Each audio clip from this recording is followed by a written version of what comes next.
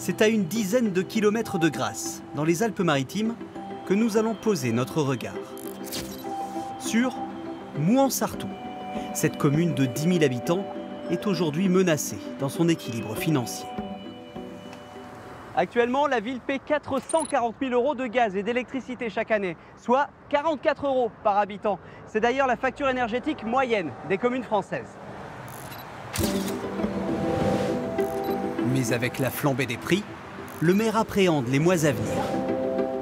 Bonjour. Bonjour. Le contrat avec le fournisseur d'énergie de la ville arrive à échéance à la fin de l'année. C'est l'incertitude totale. On s'aperçoit qu'on a des prix qui varient entre plus 30% jusqu'à 500%, voire 1000% d'augmentation. On a une réelle inquiétude. Et votre budget, lui, n'augmente pas? Non, on perd des dotations de l'État, 1,4 million il y a 10 ans, 0 cette année. Pourquoi? C'est tout simplement parce qu'on n'est pas assez pauvre pour avoir des aides de l'État, mais pas suffisamment riche pour pouvoir absorber cette inflation. Et si la solution venait du ciel? Depuis 5 ans, la ville mise sur l'énergie solaire. Des panneaux photovoltaïques ont fleuri sur le toit de cette école et de la médiathèque. Et ça vous permet d'économiser combien? Environ 10% de ce que nous consommons à l'année, c'est-à-dire environ 30 000 €. 10%, c'est pas beaucoup?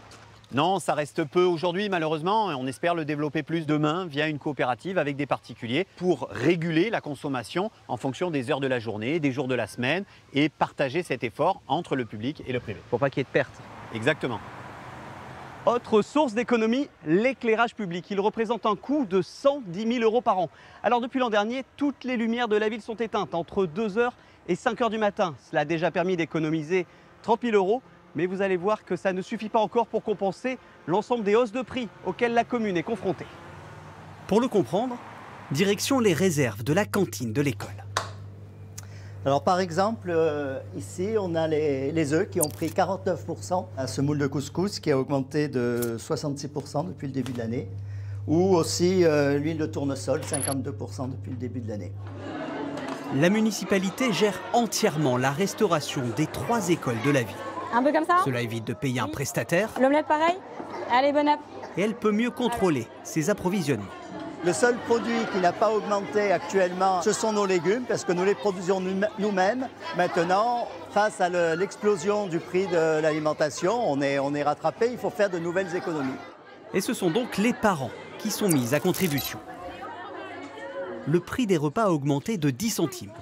Quelles conséquences cela a-t-il pour les familles? Viens à côté de moi, Lilian, pour couper le concombre. Nous sommes chez Claire, Jocelyn et leurs 4 enfants.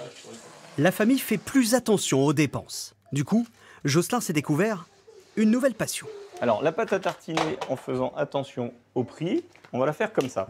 100% maison. Ça prend un peu plus de temps, mais ça vous divise le prix au kilo par 4 ou 5.